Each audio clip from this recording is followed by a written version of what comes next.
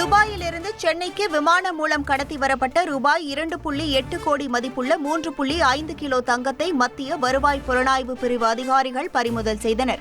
சென்னை விமான நிலையத்திற்கு மும்பையிலிருந்து வரும் விமானத்தில் தங்கம் கடத்தி வருவதாக புலனாய்வுத்துறை அதிகாரிகளுக்கு ரகசிய தகவல் கிடைத்தது. தகவலின் பேரில் மும்பையிலிருந்து வரும் பயணிகளை கண்காணித்த அதிகாரிகள் சந்தேகத்திற்கிடமாக வந்த 6 பேரிடம் தீவிர சோதனை நடத்தினர்.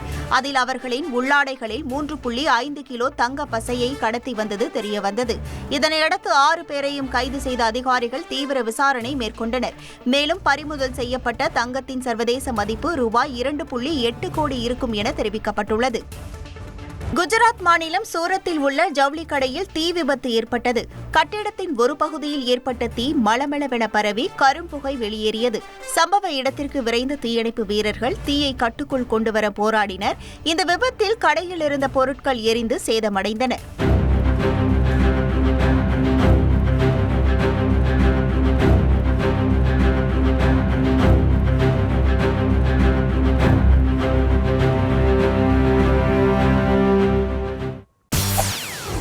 செய்திகளை உடனுக்குடன் தெரிந்து கொள்ள உடனே சப்ஸ்கிரைப் பண்ணுங்க.